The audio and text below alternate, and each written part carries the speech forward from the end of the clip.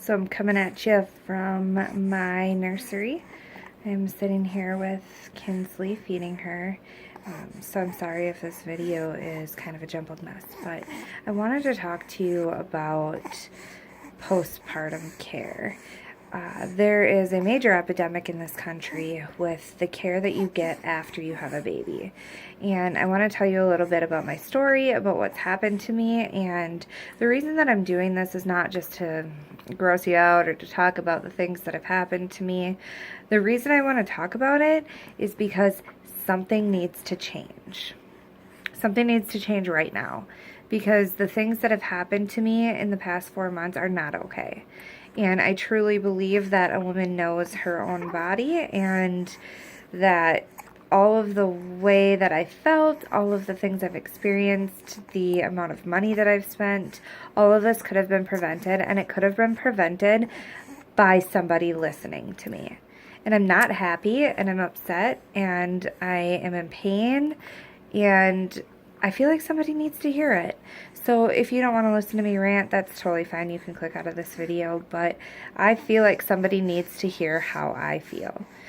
So about 4 days after Kinsley was born, this is Kinsley right here, if you have not seen her before, I experienced some super heavy bleeding, which is normal after having a baby, but the part that was not normal is that I passed something that I was very convinced was part of the placenta.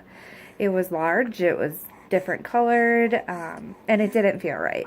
So I called the doctor's office and I said, hey, listen, this happened to me and I'm scared, it was painful, and I think something's wrong. And when I talked to them, they said, that's really uncommon. There's no way that it's placenta. If you get a fever or an infection, you think you have an infection or something like that, then you need to call us back. Okay, fine, you're the expert. So I bled for like 6 weeks, and I bled heavily, and then it stopped. And then my hair started falling out, and I started sweating, like excessively sweating. I'm talking like waking up drenched in sweat every single day. And then I started experiencing postpartum depression and anxiety, and having moments that I felt like I was literally having a heart attack and could not breathe. So I went to my doctor, and as always, their treatment was, well, we'll put you on medication. So they put me on some type of daily depression medication. They put me on Valium. They switched it to Ativan. Now I'm taking Wellbutrin. But they think, okay, all of this is normal. This is a normal postpartum thing. It's because of your hormones. So let's put you on some medications. Fine, whatever. So honestly, I actually did start feeling a little bit better, but the thing that changed for me is on October 28th, was the first time that I got my period back. And since October 28th, I have not stopped bleeding. Today, still not stopped. It's heavy, it's terrible, it's painful, it's uncomfortable. I've been to the doctor multiple times. So first they started with progesterone. They thought, okay, it must be a hormonal imbalance. Fine, makes sense. So we did progesterone. That didn't work. And then we did, what was it called? It was some form of estrogen birth control. Gave me super bad headaches, didn't stop the bleeding, actually made the bleeding heavier. Over Thanksgiving, when my grandma passed away, I actually had to go back in because it was so bad. So they switched me to, now, okay, mind you, at this point I've already seen 4 different doctors. So the day after Thanksgiving, I see the 5th doctor, who switches me to a different form of estrogen birth control without even doing an exam. The only thing that they've done on me at this point is pretty much just labs. And so we try that one. Okay, start taking that one for a while. Doesn't work. So finally, I go back in and see the doctor that I saw originally. And he says, okay, well, at this point, it's been 4.5 months that you've been experiencing all of these symptoms. Maybe we should do an ultrasound. Okay. So I go in last Friday to have an ultrasound. They can't tell me anything, of course. And the next day, on a Saturday, the doctor calls me around noon. I'm in Walmart, and he's like, are you sitting somewhere where we can have a conversation? I'm like, oh crap, I'm dying. So I was like, yeah, tell me what's happening to me. So he said, well, it looks like there's some sort of thickening in your uterus, and there's something near your cervix, and we think that it could be a lesion, but it's likely a piece of placenta. What? It's been 4.5 months. And 4.5 months ago, I called and told you that I was pretty sure I had placenta in my body. But that's rare, and there's no way that it could be placenta. But now you're telling me I have placenta in my body. Oh, and that's probably what is causing all of these symptoms for you. That could even be why you have had depression and anxiety and pain and all of this stuff. So I think that this is what the problem is. So we're going to have to schedule surgery. We're going to have to put a camera inside of you, and we're going to have to do a DNC, and we're going to have to make sure that we get everything cleaned up, and then you should start feeling better. 4.5 months later.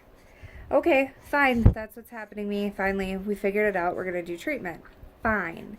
So then on Monday, they call me and they're like, okay, well, we're calling to schedule your surgery. We're going to be scheduling your surgery for the 19th of December. Okay, but he pretty much acted like I was dying, so don't you think we should probably do it sooner? Well, I guess we could probably get you in on the 13th. That's like a week and a half from now, so we'll get you in then. Fine, whatever. You have to have a pre-op physical anyway.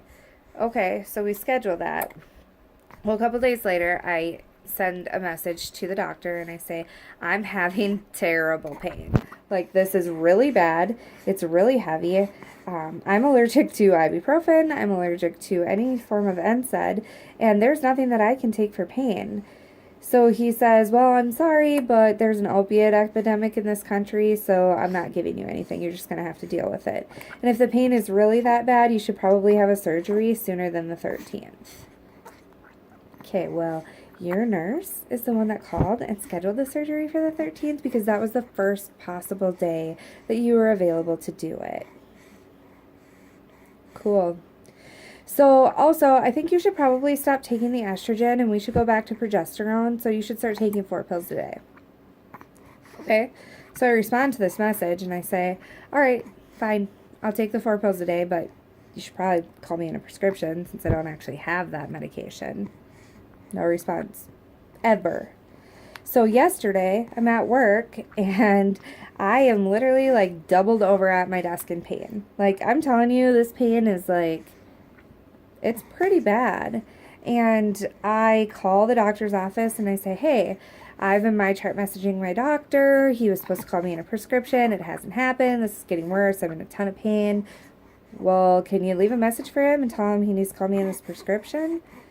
Oh yeah, we'll leave a message. Well, an hour later, I'm still in a ton of pain. So I call back and I say, look, I realize that the doctor's busy, but we're going on like a week now and I need something to help me. I don't know what else I'm supposed to do at this point.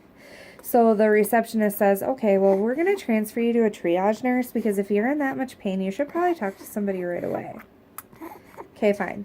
Talk to the triage nurse. I tell her what's happening to me and she's like, oh my goodness, you need to get to the emergency room right away. You need to go to the emergency room right now. I'm saying, like, don't even go to the emergency room that's in your hometown that's like 10 minutes away. You need to like drive across the street and you need to go to the emergency room right now because you're probably dying. Okay, she didn't say I was probably dying, but she certainly acted like it. So I get in my car, I leave work 3 hours early, and I go to the emergency room. And guess what happens when we get there? I sit there and I wait. And then they take me back there, and the nurse says, so you're here because you need medication? Why didn't the doctor just call you in a prescription? Oh, I don't know. Maybe because they've been ignoring me for a week? Or actually, maybe because they've been ignoring me for 4.5 months? I don't know. Maybe that's why. She was like equally as mad as me. It was about time that I finally met somebody that was like, what's happening to you and why are they doing this to you? So they gave me some pain meds. Cool. Opiate epidemic, but you'll give me some.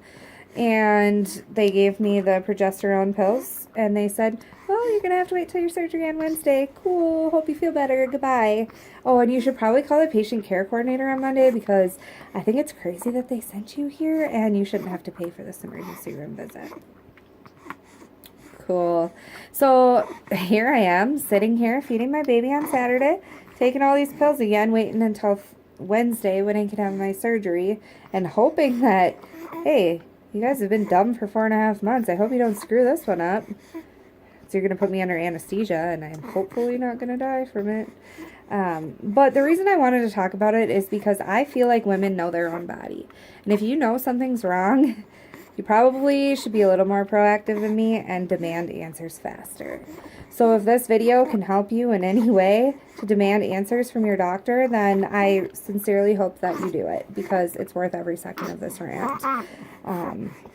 Other than that, I'm sorry for taking up your time. If you didn't want to listen to this, you probably are already closed out of the video by now. But Kinsley and I are going to sit here and finish her bottle, and then I am going to try and have a little bit more of a relaxing day. I'm going to go to the store, I'm going to buy some bath salts, and I'm going to make some samples for people who have never tried essential oils. So if you're still here and you've never tried essential oils, send me your address and I'll send you some bath salts. Okay? Thanks for listening to me. I love you guys. See you later. Bye.